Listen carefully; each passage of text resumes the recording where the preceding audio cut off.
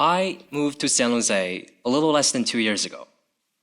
And if there's one thing I learned from living here, mostly without a car, because of my motion sickness, it is that San Jose is a terribly designed city, at least from the perspective of the pedestrian. Whenever I try to get anywhere in San Jose without a car, this is usually what I have to walk through. Wide roads with no safe pedestrian crossings, endless rows of suburban houses, and buildings that are so far apart from each other that I often find myself walking over 20 minutes just to the nearest convenience store or pharmacy. Sure, there's a light rail system and a bus system, but due to infrequency and poor coverage, I usually have to walk several blocks to the nearest station and then wait up to half an hour for a train or bus. I understand that cars are deeply rooted in San Jose's culture and history, but the unreliable transit system and the lack of walkable spaces make me question if I really do live in one of the wealthiest and most populated cities in the country. But whenever I try to talk to people about this problem, the response I often get is, just get a car. It's much easier to just drive. It is how most American cities are designed to be. But the problem of this reliance on cars for nearly all transportation, or car dependency, is a problem that extends beyond the minor inconveniences of someone like me who has motion sickness. Car dependency affects people who cannot afford a car. It affects families with children who depend on their parents for all their transportation until they turn 16. And it affects how residents interact with each other and the interconnectedness of the community as a whole. When cities prioritize car access by extensively building highways and designing neighborhoods to be centered around cars, cycling, transit, and pedestrian infrastructures are often overlooked. In many neighborhoods, the clear distinction between residential and commercial areas resulting in this type of planning that we are seeing everywhere. There are businesses on two sides of the main streets and single-family houses being built extensively outward. If you live in any one of these houses further outward, there's a long distance between your house and literally anything else. Consequently, cars becomes the only transportation method for families living in this type of neighborhood. In San Jose, approximately 94% of all residential lands are designed for single-family houses. And neighborhoods took up large area of land to provide housings for the same number of people that could have fit in a multi-family housing complex. In some areas, sprouts of suburban houses make it impossible to go anywhere without a car. Not to mention how inconvenient this is for families who do not own a car. Is it not hypocritical that while we want to raise our children to be independent, they do not have the freedom to go anywhere without their parents driving them? Is it not hypocritical that while San Jose has such a diverse population, we isolate ourselves in cars and single-family houses that we never get a chance to talk to each other? Some of the most interesting people I've met are people I met on public transit.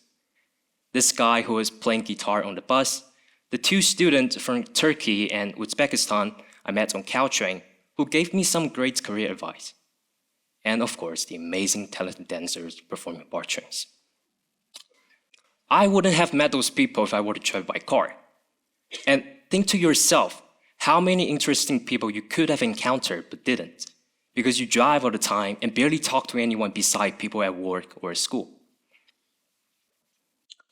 So, what does a walkable city look like? And what exactly are the features that make a city walkable? I define walkability not by how easy it is to walk, but by how accessible amenities are by foot, by bikes, and by transit. Just 40 miles to the north, San Francisco is perhaps one of the most walkable cities in America.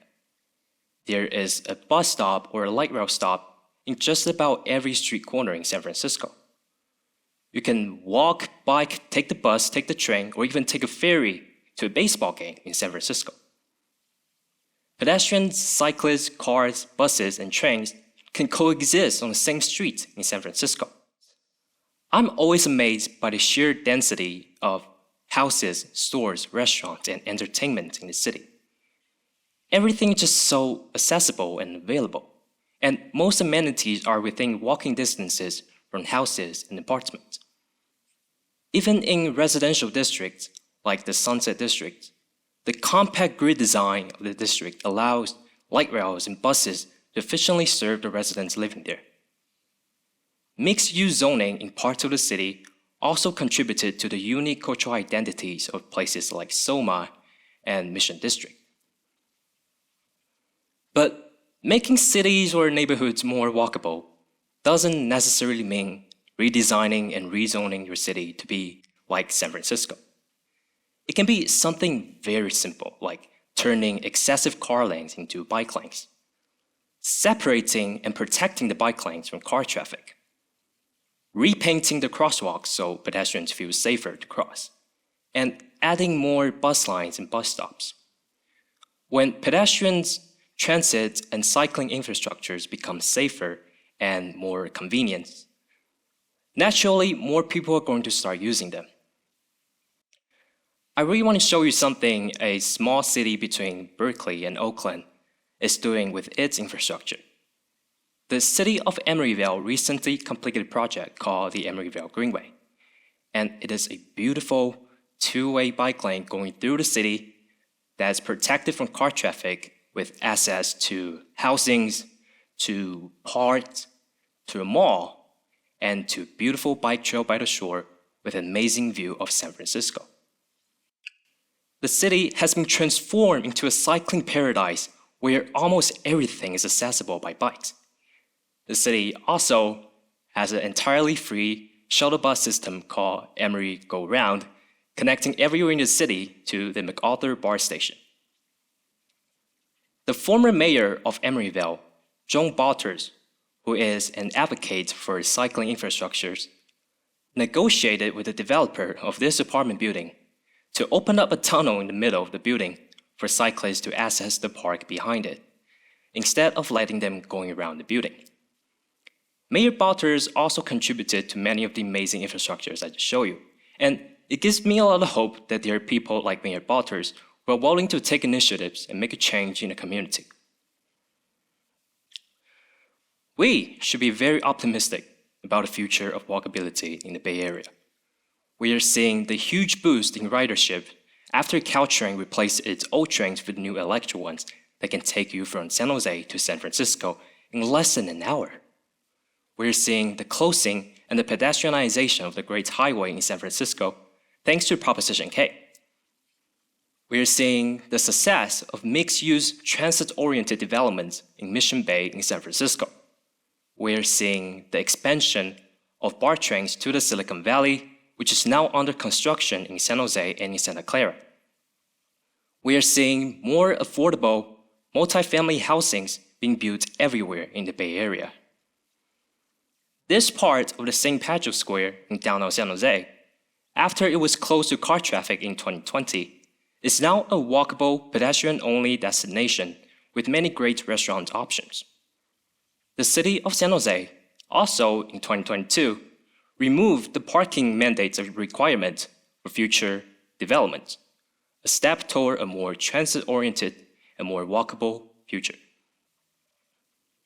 Making cities more walkable is by no means taking away your freedom to drive. It is about giving people more options to commute and encouraging a healthier lifestyle that is not centered around cars, but around people. You spend a lot of money to live in California for its perfect weather. Why waste it on driving? Go for a walk. Go for a bike ride. Enjoy the best California has to offer. So, what you, as residents, can do to improve the walkability in your neighborhood and in your city? Well, start walking more. Start biking more. Start taking public transit more. Take your friends and family for a bike trip. Let them know that car is not the only transportation method. Support local initiatives propositions, and projects, voice your interest in a more walkable neighborhood to your neighbors and local officials. As Mayor Botters once said, we need a symphony of voices to make a change, and you can be part of that change. Thank you.